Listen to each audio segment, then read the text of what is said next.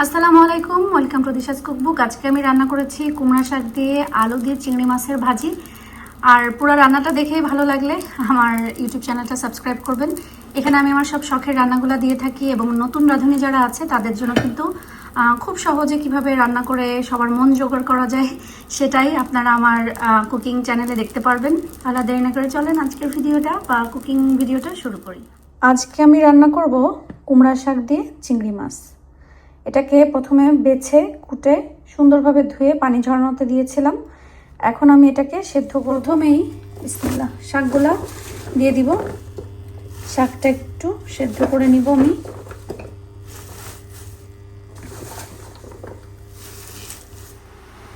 দিয়ে দিব শুধু কয়েকটা রসুন কুচি। এরপর উপরে ছিটাই দিব হচ্ছে সামান্য লবণ বেশি দেওয়া যাবে না, জাস্ট আমি উপরে একটু ছিটাই দিচ্ছি যেন শাকটা খুব দ্রুত পানি ছেড়ে দেয় এবং সফট হয়ে যায়। আমি শাকে কিন্তু কোনো পানি দিইনি, শাক থেকে যে পানি বের হয়েছে সেটা দিয়েই আমি সুন্দর করে সেদ্ধ করে নিয়েছি ঢাকনা দিয়ে। বেশি পানি দিলে হতো কি সবুজ রঙটা চলে যেত আর শাকটা এরকম আস্তে আস্তে থাকতো না। আমি যেহেতু ভাজি করব চিংড়ি মাছ দিয়ে, আমি একটু এরকমই চাচ্ছিলাম, সেক্ষেত্রে আমি কোনো পানি দেইনি, জাস্ট লবণ দিয়ে ঢেকে দিয়েছিলাম। শাক থেকে যতটুকু পানি বের হয়েছে সেটা দিয়ে আমার শাকটা সেদ্ধ হয়ে গিয়েছে। এখন হচ্ছে রান্না করার পালা। আমি প্রথমেই তেল দিয়ে দিব। তেলটা একটু গরম হয়ে আসছে, এখন আমি দিয়ে দিব প্রথমে পেঁয়াজ। এখানে আমি বড় সাইজের একটা পেঁয়াজ ব্যবহার করছি। একটু নেড়ে চেড়ে হালকা একটু ভেজে নিতে হবে। পেঁয়াজটা একটু ভাজার পরে এখন দিয়ে দিব হচ্ছে রসুন কুচি। এখানে আমি পুরো বড় সাইজের একটা রসুন দিয়েছি, কারণ সাথে একটু ঝাল পেঁয়াজ রসুন এগুলো হলে ভালো লাগে। তো আমি এখন রসুন পেঁয়াজ এভাবে ভাজবো। আর এই ভাজার সাথে সাথে রসুন দেওয়ার পরপরই আমি এখানে কিন্তু একটা আলু কুচি দিয়ে দিচ্ছি। আলুটা আমি পেঁয়াজ রসুনের সাথে ভেজে নিব।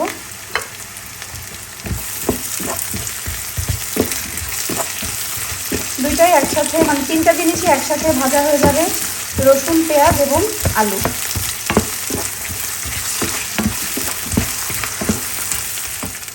যাদের আলু সেদ্ধ হতে টাইম নেবে আপনারা কিন্তু এটা আরও চিকন চিকন করে দিয়ে দিতে পারেন। আর যদি চান যে না আলু আসলে বেশি সময় নেয় সেদ্ধ হওয়ার জন্য, সেক্ষেত্রে কিন্তু শাকের সাথে দিয়ে একটু ভাপ দিয়ে নিতে পারেন। আমাদের এই আলুটা অনেক বেশি নরম থাকে, এই জন্য আমি এখানে ভেজে নিলেই হয়ে যাবে। তো আমি এখন এখানে এক এক করে মশলা দিব। মশলা বলতে আর কি, জাস্ট হলুদের গুঁড়া আর দিব হচ্ছে লবণটা আগে কিছু দিয়েছিলাম, এখন আবার সামান্য দিলাম। আপনাদের টেস্ট অনুযায়ী দিবেন। আর দিয়ে দিব হচ্ছে বেশি করে কাঁচামরিচ দিয়ে এটা একটু সময় ভাজবো। আলু রসুন পেঁয়াজ কাঁচামরিচ একটু ভাজার পরে আমি দিয়ে দিব চিংড়ি মাছটা।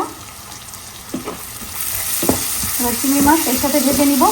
প্রথমে চিংড়ি মাছটা ভেজে নিলে যে সমস্যাটা হয় সেটা হচ্ছে চিংড়ির খোসা যেটা, এটা অনেক বেশি শক্ত হয়ে যায়, তো খাওয়ার সময় তখন মুখে বাঁধে। ওই জিনিসটা আমার কাছে ভালো লাগে না, এই জন্য আমি এখন চিংড়ি মাছটা ভেজে দিব।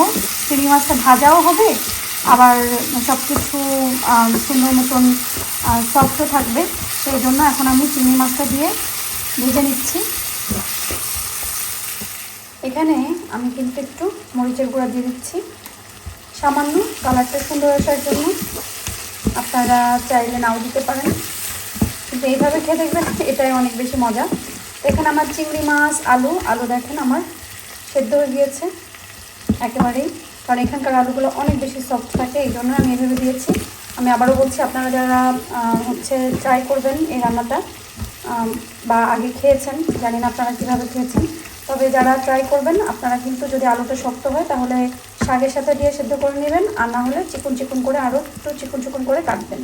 তো এখন আমার চিংড়ি মাছ আলু এটা ভাজি হয়ে গিয়েছে, সুন্দর মতন সেদ্ধ হয়ে গিয়েছে। চিংড়ি মাছটা আমি একটা সুন্দর হচ্ছে ঘ্রাণ পাচ্ছি, চিংড়ি মাছ ভাজির যে ঘ্রাণটা সেটা। তো আমি এর ভিতরে এখন শাক দিয়ে দিই। এখন শাক দিয়ে দিই।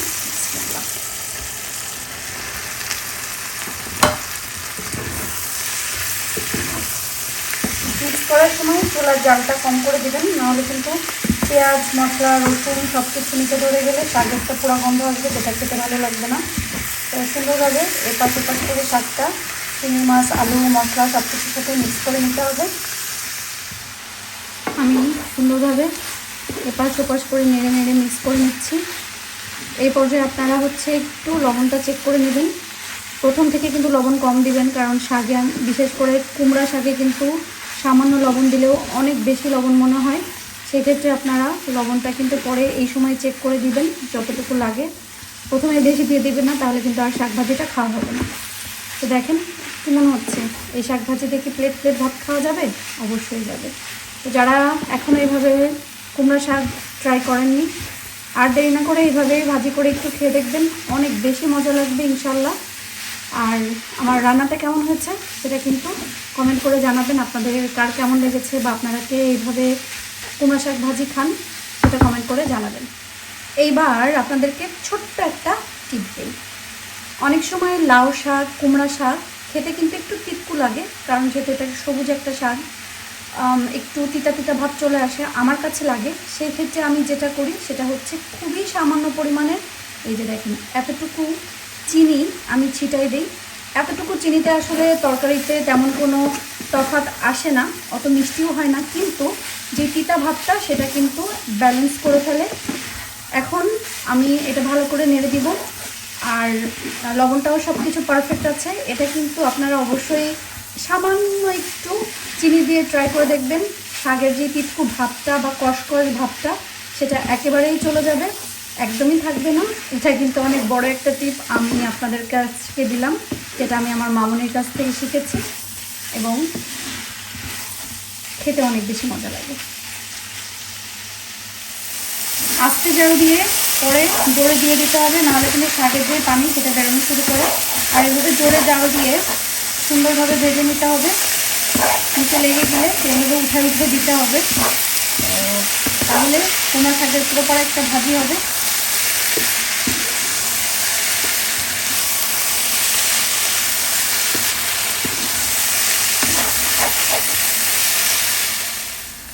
রান্না হয়ে গেল আমার কুমড়া শাকের ভাজি চিংড়ি মাছ দিয়ে আলু দিয়ে। আর এটা খেতে কিন্তু অনেক মজা লাগে, অসম্ভব মজা লাগে। যারা শাক প্রিয় মানুষ তাদের জন্য তো এটা পারফেক্ট একটা রান্না।